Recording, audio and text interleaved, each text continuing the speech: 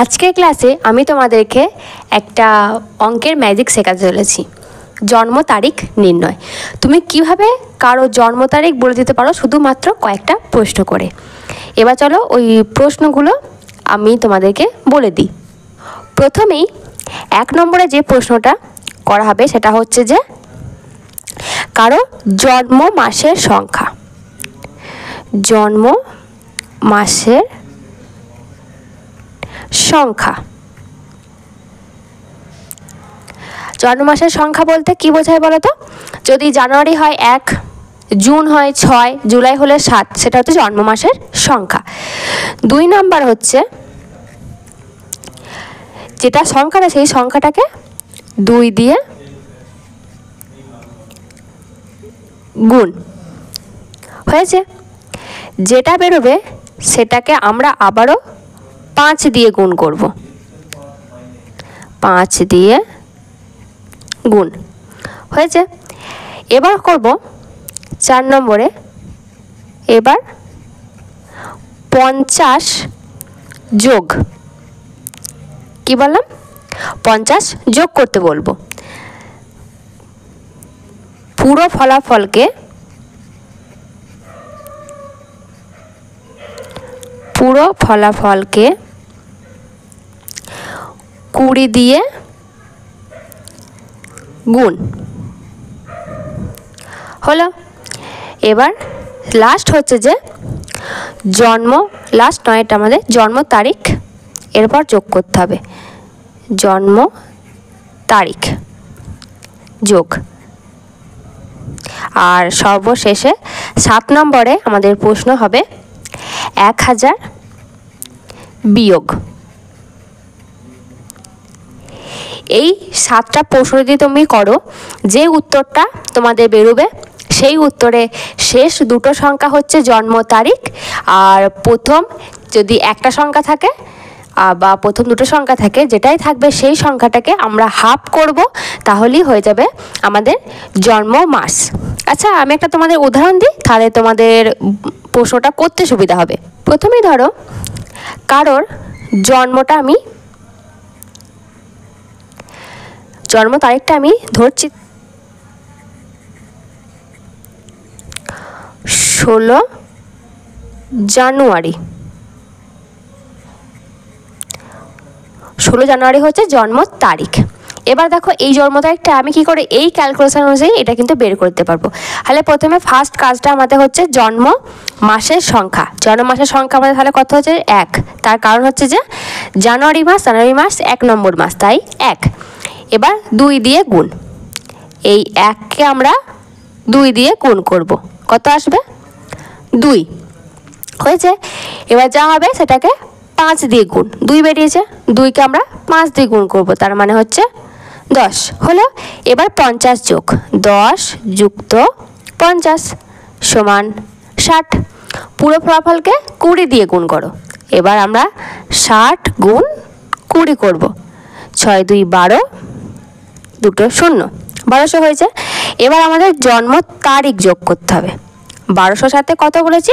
16, তার মানে 1216 হয়েছে। এবার 1216 মাইনাস 1000 হচ্ছে যে 216। এবার দেখো লাস্ট দুটো সংখ্যা হবে আমাদের জন্ম তারিখ, আর প্রথম যে সংখ্যাটা হবে সেই সংখ্যাটাকে আমরা কি করব? প্রথম সংখ্যা একটা বেরোতে পারে, দুটোও বেরোতে পারবে, যেই সংখ্যাটাই বেরুক সেটাকে আমরা কি করব? 2 বেরিয়েছে এখানে, 2কে আমরা 2 দিয়েই ভাগ করব 1। যেহেতু আমরা এখানে জন্ম মাসের সংখ্যাটাকে 2 দিয়ে গুণ করেছি, তাই যখন প্রথমে বা একটা সংখ্যা দুটো সংখ্যা যেটাই থাকবে সেটাকে আমরা 2 দিয়ে আবার শেষে ভাগ করব। তার মানে এই প্রশ্নগুলো কি করবে তোমরা যে কাউকে করবে, এবং লাস্ট যে ক্যালকুলেশনটা বেরোবে সেই ক্যালকুলেশনটা তোমাকে বলতে বলবে, এবং সেই ক্যালকুলেশনটা বলার পর তোমরা তার জন্ম তারিখটা বলে দিতে পারবে। আমি তোমাদেরকে আরও একটা জন্ম তারিখ দিয়ে ব্যাপারটা বুঝিয়ে দিই, তাহলে সুবিধা হবে। ধরো কারো জন্ম তারিখ জুন, 4 জুন জন্ম তারিখ হলো। এবারে 4 জুনটাই তুমি কিন্তু তাকে প্রশ্ন করবে না যে তার জন্ম তারিখ কত, তুমি তাকে এই যে প্রশ্নগুলো তোমাদের ওপরে 7টা প্রশ্ন লেখালাম সেই 7টা প্রশ্ন শুধুমাত্র করবে, ক্যালকুলেট করতে বলবে। তাহলে প্রথমেই তাকে বলবে তোমার জন্ম মাসটা সাথে 2 গুণ করো। জন্ম মাস হচ্ছে, সে মনে মনে ভাববে তার জন্ম মাস হচ্ছে জুন, তাই জুনের সাথে 6 হাজার সে প্রথমেই 2 গুণ করবে, পেয়ে যাবে 6 2 12 হয়ে গেল। এবার তাকে বলবে যে যে সংখ্যাটা পেয়েছো সেই সংখ্যাটাকে তুমি 5 দিয়ে গুণ করো, 12 5 60। এবার তার সাথে আবারও 50 যোগ করো, 50 যদি যোগ করি তাহলে আমাদের পাচ্ছে দেখো 110। এবার যে সংখ্যাটা হয়েছে পুরো ফলাফলটাকে আমাদের 20 দিয়ে গুণ করতে হবে। 110কে গুণ করতে বলবে 20 দিয়ে, সে মনে মনে হিসাব করবে যে তার গুণফলটা কত আসবে।